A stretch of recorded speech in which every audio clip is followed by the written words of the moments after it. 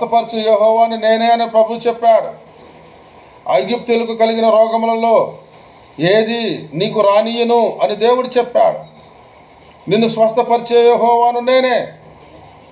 నిన్ను బాగు చేసేవాడు దేవుడే. నీ రోగమును తొలగించేవాడు దేవుడే. మరణకరమైన రోగం వచ్చిన వారిని అందరినీ చాలామందిని ఆయన బాగు చేశాడు. హిజ్కియాకు మరణకరమైన రోగం కలుగగా దేవుడు అతనిని బాగు చేశాడు.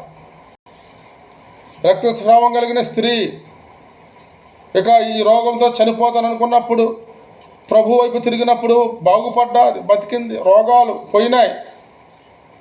ఆయనను ఎందరో ముట్టి బాగుపడ్డారు. కాబట్టి దేవుని పిల్లారా, నిన్ను స్వస్థపరిచే యెహోవాను నేనే.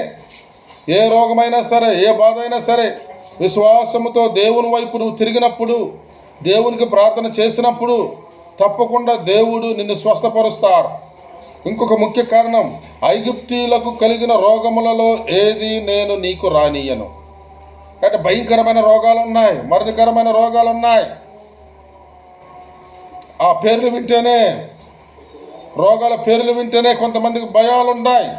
అయితే ఐగుప్తీయులకు కలిగిన రోగములలో నీకు ఏది నేను రానిను, నిన్ను స్వస్థపరచు యెహోవాను నేనే అని ప్రభువు సెలవిస్తా ఉన్నాడు నిర్గమకాండం 15వ అధ్యాయంలో. కాబట్టి మనల్ని స్వస్థపరిచే దేవునికి ప్రార్థన చేద్దాం. మనల్ని స్వస్థపరిచే దేవుని నమ్ముకుందాం. మనల్ని బాగు చేసే దేవునికి విలువిద్దాం. మనల్ని స్వస్థపరిచే దేవునికి నమ్మకంగా ఆయన కొరకు జీవిద్దాం. తప్పకుండా మంచి ఆరోగ్యాల దీర్ఘాయుషుతో మనము మన కుటుంబం బ్రతుకుదాం. అటు కృపను దేవుడు మనందరికీ దయచేయనుగాక. ఆమేన్.